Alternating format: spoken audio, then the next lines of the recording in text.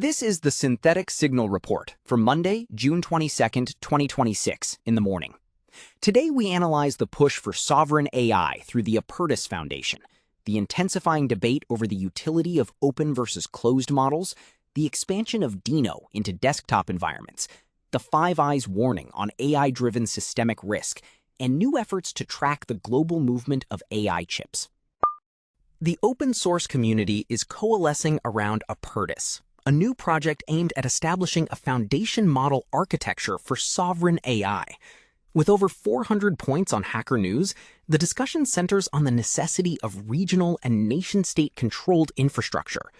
By focusing on transparency and verifiable data provenance, Apertus seeks to provide an alternative to the centralized, corporate-owned models that currently dominate the market. This is not just a technical repository, but a strategic effort to reclaim control over the intellectual property and ethical guardrails of frontier models. Developers are viewing this as a critical hedge against the potential for vendor lock-in and geopolitical weaponization of AI training data. The trade-off between open and closed models has reached a boiling point. An influential analysis on the blog Marble argues there is minimal downside to moving away from proprietary services like Claude.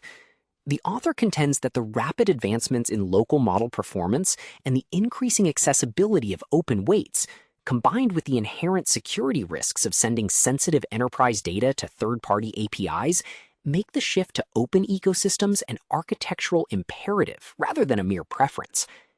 This is an update to our previous coverage of agentic security. The community is increasingly treating data exfiltration to proprietary model endpoints as a significant, avoidable vulnerability. The Deno project has released Deno Desktop, a new runtime configuration that brings the Deno security model and standard library directly to the desktop environment. By providing a secure-by-default runtime for cross-platform applications, Deno is positioning itself as a challenger to the resource-heavy architecture of Electron. The project's documentation emphasizes local-first execution and strict capability-based security. For developers, this represents a significant shift toward minimizing the attack surface of desktop applications by leveraging Deno's native permission system to prevent unauthorized system access.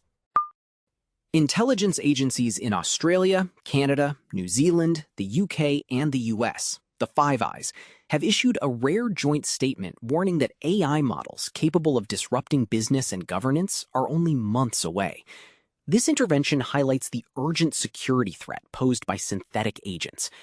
Concurrently, a new legislative proposal in the US aims to mandate location tracking hardware within high-performance AI chips. By embedding physical security mechanisms, the proposed Chip Security Act aims to restrict the movement of advanced silicon to sanctioned jurisdictions.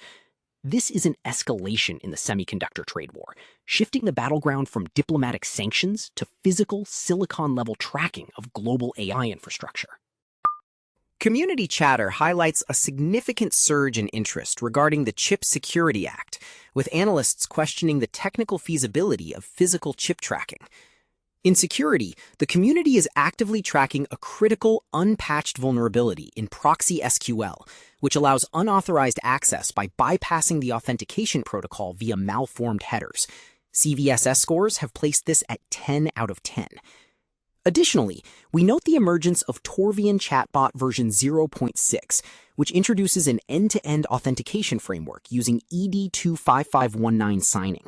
This is a direct response to the need for cryptographically verified tool execution within self-hosted AI environments. Finally, security researchers have noted a continued pattern of phishing attempts targeting users of the Weebly platform.